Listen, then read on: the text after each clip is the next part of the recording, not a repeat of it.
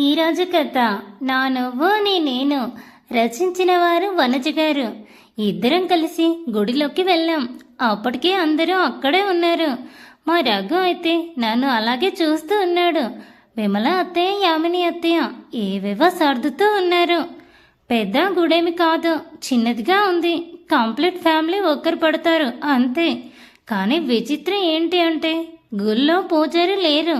అదేంటి విచిత్రంగా అని నేను అనుకుంటూ ఉంటే కింద నుండి ఒక ముసలాయన వచ్చాడు. ఆయననే పూజారి అంట. అందరూ దండం పెట్టి బాగున్నారా అని అడుగుతూ ఉంటే తెలిసింది ఆయన బ్రాహ్మణుడు కాదు అంట, నరసింహస్వామి. కాబట్టి వేరే వాళ్ళు కూడా చేయొచ్చు. ఈ పూజారి కుటుంబం మొత్తం ఈ గుడి అర్చననే చేస్తూ ఉన్నారట. ఆయన సడన్గా మా దగ్గర ఆగి ముందుకు వెళ్ళిపోయారు. మా దగ్గర ఉంటే వర్మ అంకుల్ ఇంకా భాస్కర్ అంకుల్ దగ్గర.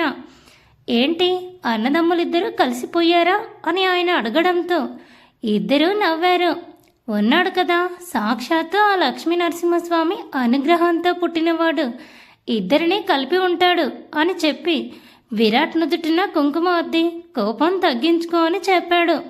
అరే ఈ పూజారి గారు ఏంటి ఎప్పుడు నిర్మలంగా ఉండే నా విరాట్ని కోపం తగ్గించుకో అంటున్నాడు అనుకుంటూ అలాగే చూస్తుంటే విరాట్ ముఖంలోకి దేవుడు ఇటు కాదు అటు ఉన్నాడు అని నా ముఖాన్ని గర్భగుడి వైపు తిప్పాడు.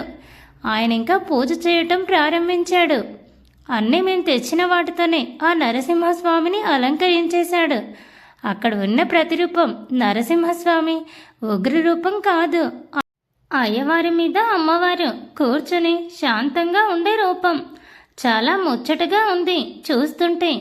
అమ్మ పూజ అయిపోయింది, హారతి తీసుకోండి అని చెప్తుంటే విమల ఆంటీ నా చేత కట్టించిన ముడుపు అందజేసి నమస్కారం చేసుకుంది. మా కుటుంబం మొత్తాన్ని చూసి కొత్తగా ఉన్న నా వైపు చూస్తూనే ఉన్నారు పూజారి గారు. అబ్బాయికి పెళ్లి ఖాయం చేసుకున్నాం స్వామి, నిశ్చితార్థం అయిపోయింది. అందుకే స్వామివారికి బియ్యం పప్పు ఇవ్వడానికి వచ్చామని చెప్పారు వర్మ మామయ్య. ఓ ఎప్పుడో చిన్నబాబు 10వ తరగతి పాస్ అయినప్పుడు వచ్చారు, మళ్ళీ ఇప్పుడే రావడం అంటూ అమ్మాయి చక్కగా ఉంది. ఇద్దరిది మంచి ఈడో జోడు అంటూ నా వైపు చూస్తూ నువ్వే వెళ్ళి పొంగలి వండుకొని రామ్మా అంటూ చెప్పాడు ఆయన. బెక్కముఖం వేసుకొని మా అమ్మ అత్తయ్య వైపు చూస్తే కాబోయే కొత్త కొడలు చేసి తీసుకురావాలి అమ్మా. వీళ్ళ వంశం ప్రకారం నిశ్చితార్థంతోనే సగం కాదు పూర్తి పెళ్ళి అయినట్టు. అందుకే నీతోనే అన్ని కార్యాలు చేయిస్తుంది మీ అత్త అంటూ చెప్పాడు ఆయన. ముఖ్యంగా విమలమ్మ మీరు గరిట వాడకూడదు అని తెలుసు కదా అని అడిగాడు పూజారి గారు. హా స్వామి, ఇంటి పట్టింపులు ఎలా మర్చిపోతాం అని చెప్పింది విమల అత్తయ్య. వాట్ ఓ అనుకుంటూ అలాగే పూజారి గారు అని చెప్పి బయటికి వచ్చేసాను నేను. అందరూ బయటికి వచ్చి నా సునీత వైపు చూస్తే ఈ విషయంలో నేను నీకు హెల్ప్ చేయలేను పండు, కొన్ని అత్తింట్లో కోడళ్ళు మాత్రమే చేయాలి. ధైర్యం చేసి విమల వదినని అడిగి అని చిన్నగా చెప్పి వెళ్ళింది మా సునీత నా చెవిలో. నీరసంగా విరాట్ ముఖం చూస్తే నిర్మలంగా ఉంది. మమ్మీ వసుకేమైనా నేను హెల్ప్ చేయొచ్చా అని అడిగాడు నాని బాబు. వద్దు విరాట్, పెళ్ళయ్యాక చేద్దులే, ఇప్పటికీ నేను మీ మమ్మీ హెల్ప్ చేస్తాం అని యామిని ఆంటీ జవాబిచ్చింది. ఓకే అంటూ విరాట్ ముగ్గురు జెంట్స్ వైపు వెళ్ళిపోయాడు. గుడికి పక్కగా ఉన్న ఖాళీ ప్లేస్కి వెళ్ళాం. మేము నలుగురం ఆడలేడీస్. అది పొంగళ్ళు వండే చోటు ఏమో. పొయ్యిలు ఆల్రెడీ ఉన్నాయి. కొంచెం మంచిగా ఉన్న పొయ్యి చూసి అక్కడ కింద సెటిల్ అయ్యాం అందరం. వసు ముందు పొయ్యికి మొత్తం పసుపు రాసి కుంకుమ బొట్టు పెట్టు అంది విమల అత్తయ్య. రాత్రి స్టెప్స్ విషయం గుర్తుంది కాబట్టి జాగ్రత్తగా పసుపు సరిగ్గా కలిపి ఆ పొయ్యికి రాశాను. మధ్యలో యామిని ఆంటీ అలాగే ముగ్గు వేయి పండు అనడంతో అలాగే అంటూ ఏదో పిచ్చి గీతలో నోట్స్లో గీసుకునే అనుభవం ఉంది కనుక ముగ్గు పిండితో నాకు వచ్చినట్టు గీశాను. తర్వాత యామిని ఆంటీ ఏమో కుంకుమతో ఒక బొట్టు పెట్టమంది. విమల అత్తయ్య ఏమో 3 పక్కల బొట్టు పెట్టమంది. ఇద్దరూ 2 నిమిషాలు బాధలాడుకున్నాక నేను 3 పక్కల బొట్టు పెట్టాను. పర్లేదు అన్నట్టు చూసింది యామిని ఆంటీ కూడా.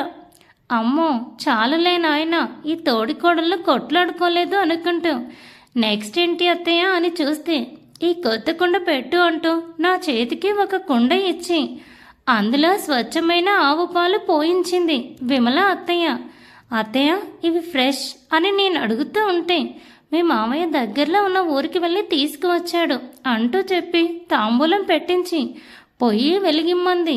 కట్టెలు అప్పటికే చిన్నవి అక్కడ ఉన్నాయిలేండి. దండం పెట్టుకుని నేను వెలిగించిన మంటకి 5 నిమిషాల్లో పాలు పొంగిపోయాయి. అత్తయ్య గరిట పాలు పొంగిపోతున్నాయి అని అన్న నాకు ఇందాక పూజారి గారు చెప్పారుగా వసు గరిట మా ఇంట్లో వాడరు, పొంగిలి వండే అప్పుడు అని విమల అత్తయ్య బాంబు పేల్చేసరికి ఇప్పుడు ఆ పాలు చేత్తో తిప్పాలా అని భయంగా చూశాను. నేను అదే మీ అమాయక పండుని. విమల అత్తయ్య పక్కకి వెళ్ళి ఒక విస్తరాకులు చేసే చెట్టు నుండి ఒక దబ్బని తుంచి నాకు ఇచ్చింది. దీనితో తిప్పు అని చెప్పి సరే అత్తయ్య అంటూ పాలు పొంగే అప్పుడు అది వేసి తిప్పి బియ్యం పప్పు వేయమన్నారు. అలాగే అని చెప్పి అవి కూడా వేశాను. కుత ఉడికేటప్పుడు ఇక్కడ పెట్టిన బెల్లం వేయని చెప్పి పక్కకు వెళ్ళారు అత్తయ్యలు. అమ్మ పక్కనే పని ఉంది అని నన్ను ఒంటరిదాన్ని చేసి నేనేమో ఆ దెబ్బతో తిప్పుతూ అది ఎప్పుడు కుత అంటుందా అని వెయిట్ చేస్తూ ఉన్నాను. కానీ ఎంతకీ అనదే అది. అందుకే అలాగే దాన్నే చూస్తూ కూర్చున్నా ఎప్పుడు అంటుందా అని. అన్నం దగ్గర పడుతుందే గట్టిగా అయిపోతుంది, కానీ బెల్లం ఎప్పుడు వేయాలి ఆలోచిస్తున్నా నాకు. వసు అంటూ ముక్త స్వరం వినపడ్డంతో భయపడి వెనక్కి చూస్తే పండు పొంగలి దగ్గరికి పడింది. బెల్లం వేయకుండా ఇంకా ఏం చేస్తున్నావు అని అడిగింది. అదే అత్తయ్య మీరు అలా అనాలి కదా అని నేను కుతకుతని ఎక్స్ప్లెయిన్ చేస్తుంటే అత్తయ్య నా వంక కోపంగా చూసి మొత్తం గట్టిగా అయిపోయింది వసు, ఇంకొన్ని పాలు వేసి బెల్లం వేయి అని చెప్పింది. అత్తయ్య చెప్పిన దానికి నిజంగా పొంగలి మొత్తం పాడైపోయిందేమో అని భయపడ్డా. కానీ విమల అత్తయ్యనే మళ్ళీ ఉన్నిలే, అన్నం ఇంకా ఉడికినట్టు లేదు, ఇంకొన్ని పాలు పోద్దాంలే అని చెప్పి కాస్త శాంతించింది. వసై పండుదానా, సాత్విక వదిన వాళ్ళ ఇంట్లో చేసావు కదా, అప్పటికే ఇప్పటికే మర్చిపోయావా అని నేను తిట్టుకుంటూ ఉన్నాను.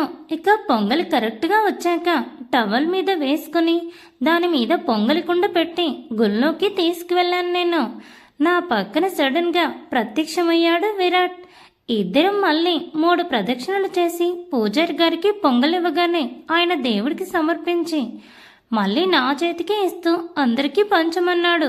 గరిట లేనందువల్ల చెయ్యి కాలిపోతూ ఉంది. కానీ నిజంగా ఆ దేవుడి సన్నిధానంలో నాకేం అనిపించలేదేమో, అందుకే చెయ్యి అలాగే వేడివేడి పొంగల్లో పెట్టి అందరికీ పంచాను.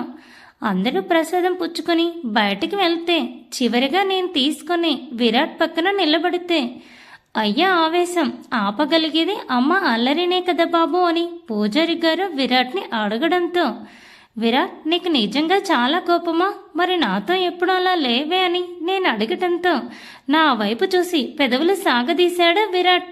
దాని మీనింగ్ ఏంటో ఎవరికైనా తెలుసా? Thanks for watching. Please subscribe my channel for more videos.